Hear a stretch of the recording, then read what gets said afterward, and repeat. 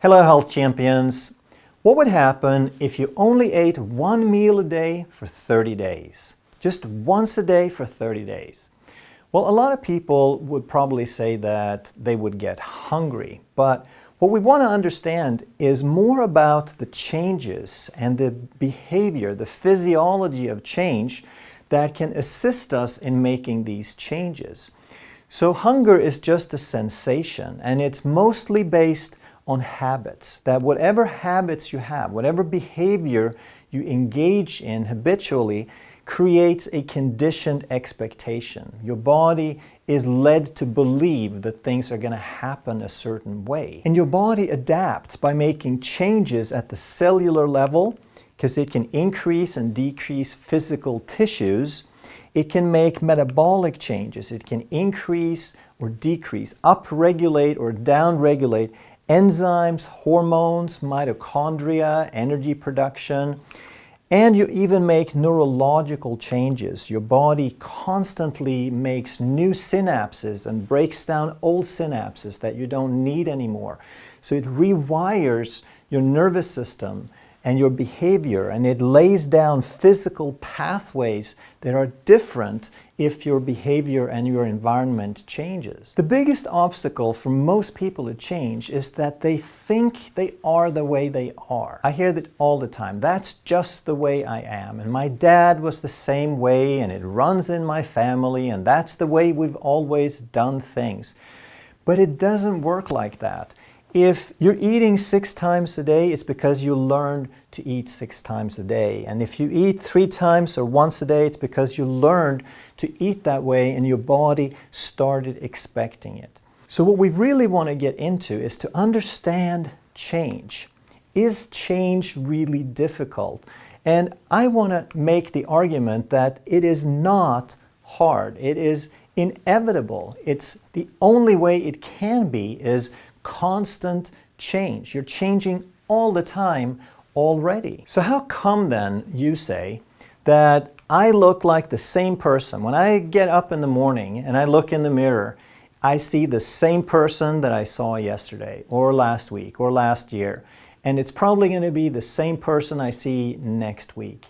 Well, here's how it works. It's not the same person looking back at you, because you are 90% new cells since last year. The person you're looking at today versus last year, 90% of those cells are different. Old cells break down and you have to make new ones. So if they look the same, it's because you made more of the same. The other way you want to think about this is that your nervous system is processing billions of bits of information every second. It receives information, it processes information, and it issues commands, it signals, it orchestrates the body. And in doing that, it's always changing and adapting. Every moment of every day, you are changing. Your body is reacting to the things you eat and your thoughts and the air pressure and to gravity and to things happening around you. And if it looks like you are the same, it's not because you stayed the same, it's because you changed, but you recreated the same thing. The way the body changes is called adaptation. And I love to observe these everyday things and really sort of think about them and be in awe of how incredible the body is. So one example is when I'm walking on the mountain trail, and I have a heart rate monitor and I look at the heart rate. And I'm walking on the flat, and then as soon as it starts going up even a couple of degrees, my heart rate goes up. Isn't that incredible? There's some intelligence in my body that knows that the conditions are changing and we're going to need more oxygen delivery, more blood flow to cope. So automatically, I don't have to think about it. I don't know how to do that. My body knows how to do that. It just blows me away. I'm in awe. I love to watch these things. Then if you do things on a regular basis, now the body gets so good at it that it anticipates. You don't even have to get up on the incline. It observes, and as soon as you get even close, your heart rate goes up a little bit just in anticipation, just to be ready. If you do this and your body gets better at it, then you start creating long-term changes. So now we're talking days to months. So one example is playing the guitar. I love playing the guitar, but the first time you pick it up, or if you haven't played for a long time, the first time you pick it up, it really hurts. It feels like your fingers are bleeding after just a few minutes. But if you keep it up, then after a few days or a couple of weeks, just any amount of regular playing, then your body puts down calluses, changes the skin, and it only changes it on one hand where you need it. How smart is that? If you go to the gym and if you put some tension on a muscle, the body senses, hey, I'm going to have to use more strength in the future, so it sends more protein to incorporate into more muscle fibers so it can get better. It's called muscle hypertrophy. And the opposite is true as well, because if you're a couch potato and you don't put any tension on your muscles, now the body says, why should I put precious protein resources into building tissue that there's obviously no use for? So that's called atrophy. If you're working on your endurance, now your body increases your blood distribution capacity. It will make more blood capillaries. It will increase your red blood cells to increase oxygen delivery. It will upregulate enzymes involved in energy production. It will increase the number of mitochondria so you can make more energy and use more oxygen. There's endless pieces that the body improves to make you better at whatever you do. And if you normally live at sea level, but then you go for a couple of weeks, maybe a vacation in the mountains, now at altitude there is less oxygen in the air. If there's less oxygen, the body senses that and it says, I'm going to need more red blood cells. I need to increase my oxygen carrying capacity so I can keep delivering the same amount of oxygen even though there is less of it. So your kidneys make a hormone called EPO, or erythropoietin, to make more red blood cells. How smart is that? Bone is another interesting example, because if you load up bone, if you do weight-bearing exercise under the influence of gravity, you will make more bone, or you'll maintain and reinforce the bones. Whereas if you go out into space for any length of time, then the body says, well, what do I need all these bones for? Because there's no gravity. And NASA says that astronauts will lose 1% bone mass per month in weightlessness. That's about 15 to 20 times faster than a deconditioned elderly person. And another adaptation is insulin resistance. We talk a lot about metabolic health and insulin resistance on this channel because it's related to weight loss and diabetes and so forth.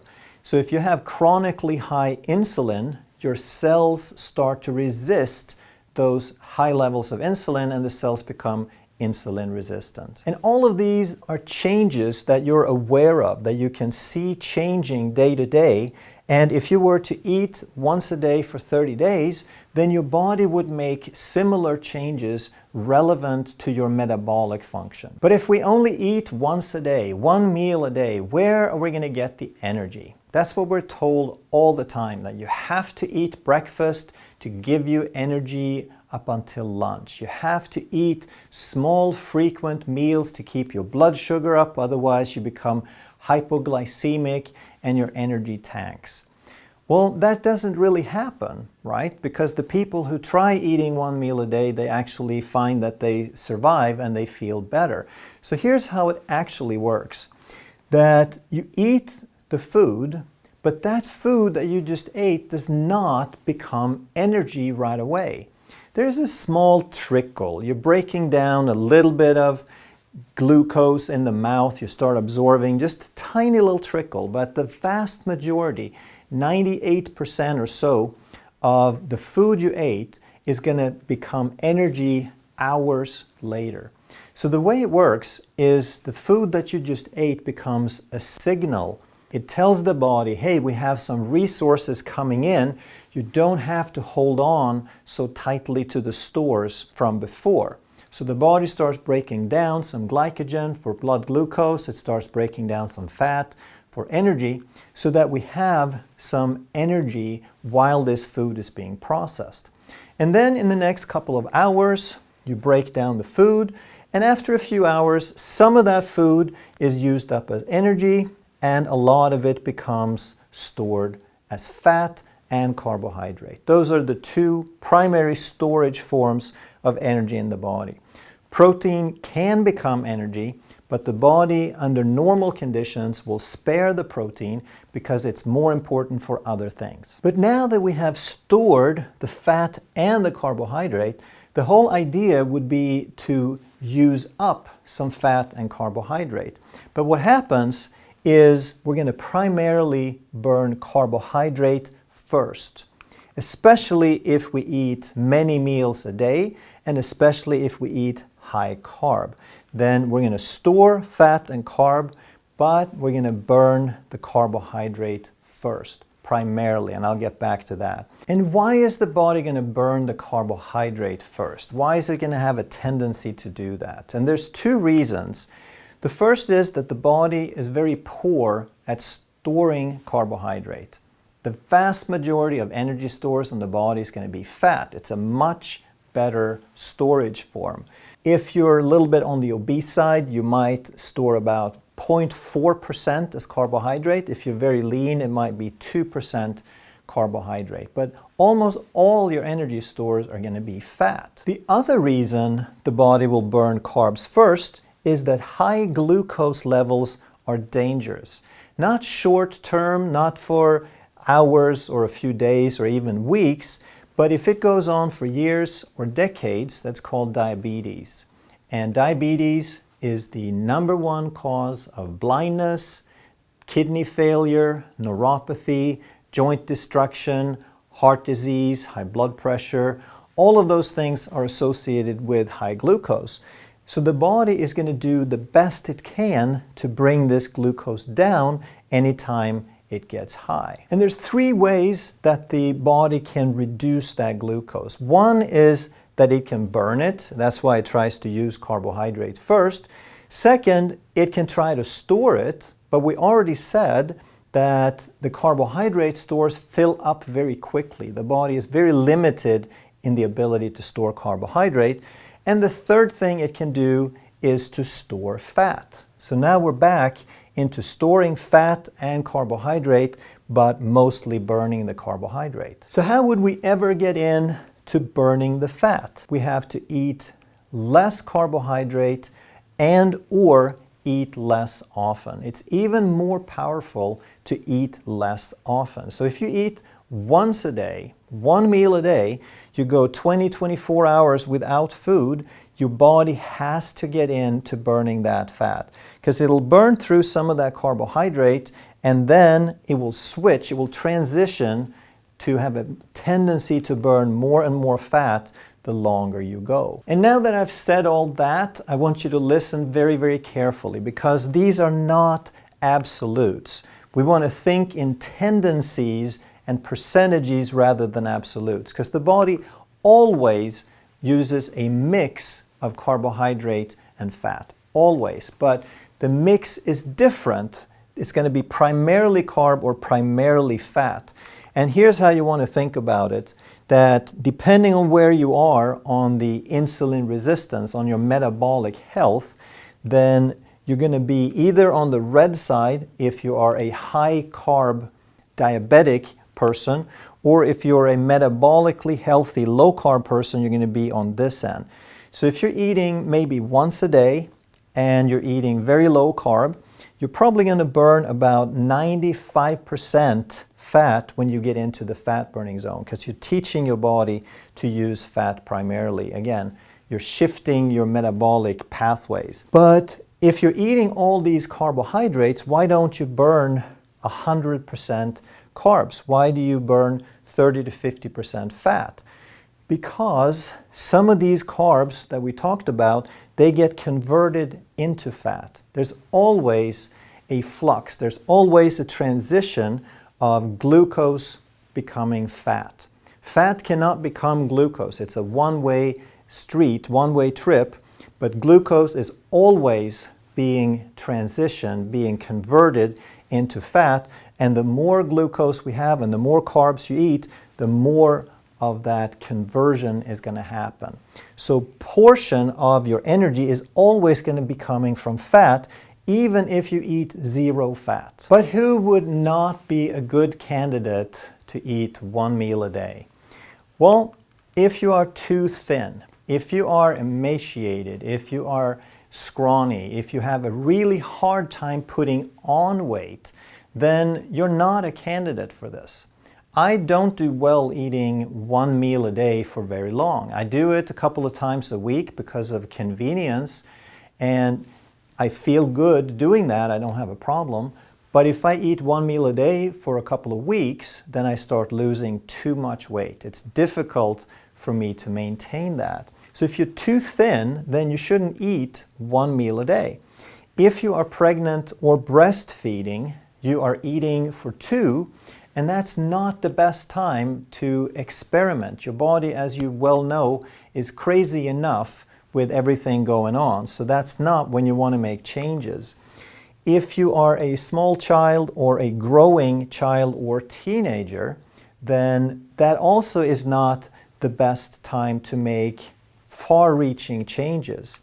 Anything else? Well, it would be any kind of condition. If you have a digestive disorder, if you have anything else going on where you feel you need more, if your body isn't ready to make those kind of changes, just use your common sense. So if you fit any of these, does that mean you have to eat 6 times a day? No. I would recommend that for most people, you can safely eat 2 to 3 times a day in a 6 to 8 hour period. And if you eat good solid foods with a good mix of meat, vegetables, and fat, then you're going to get plenty of nutrients to fill you up and sustain you. So now that you understand the physiology of change and you know that you can do this, what's going to happen if you eat once a day for 30 days? You will probably get some hunger and some discomfort. And if you are a carb addict, if you've been eating 6 times a day, you might have more discomfort. If you're metabolically healthy, you might have very slight discomfort. But the key to understand here is that it's very short term. Your body adapts physiologically very, very quickly. So we're talking a few days, and then your body will be on track with your new habits.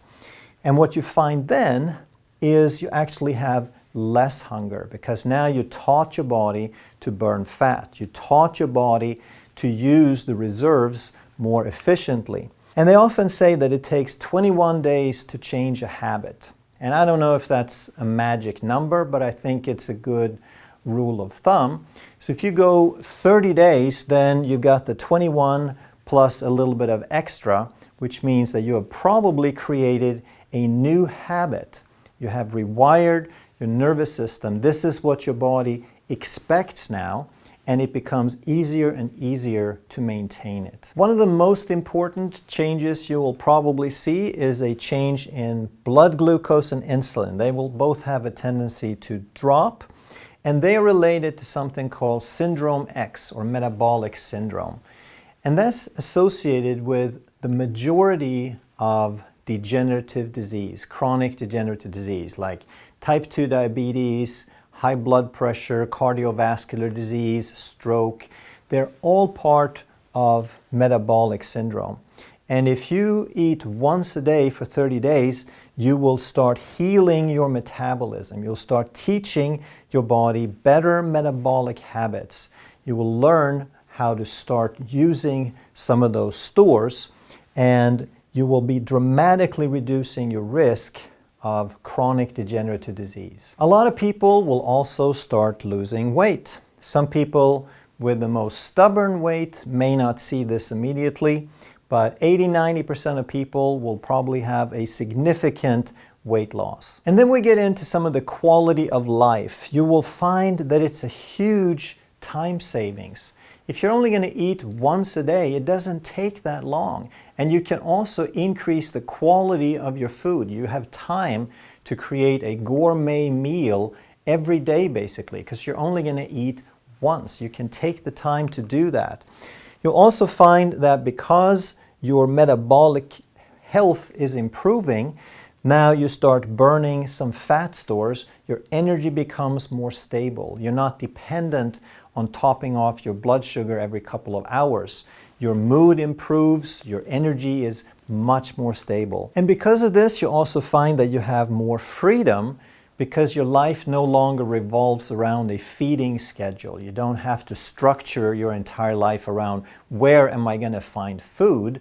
If you get to food, you eat. If you don't, you're going to be fine anyway. So let's say you do one meal a day for 30 days. Then what? Well, it kind of depends on where you are.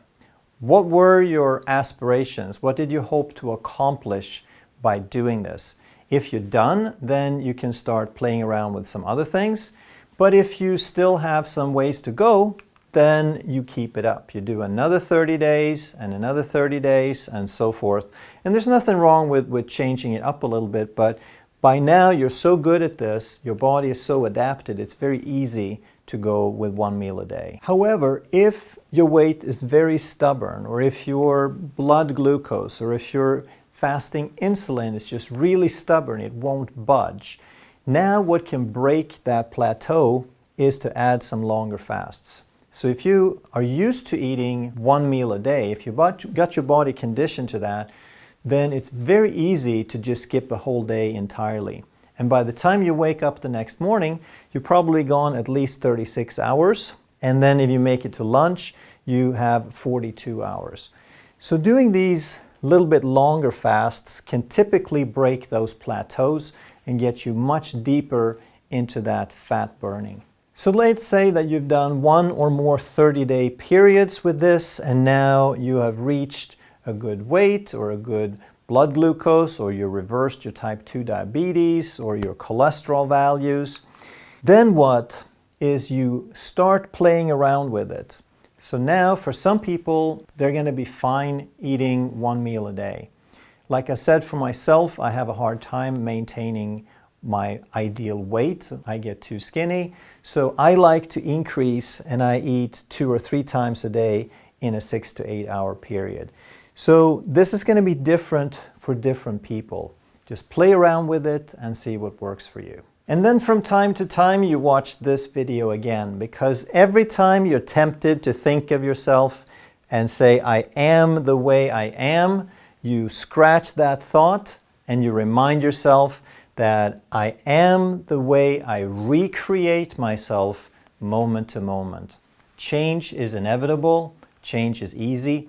If you're going to change, then why not change it to something that you'd rather be? If you enjoyed this video, you're going to love that one. And if you truly want to master health by understanding how the body really works, make sure you subscribe, hit that bell, and turn on all the notifications so you never miss a life-saving video.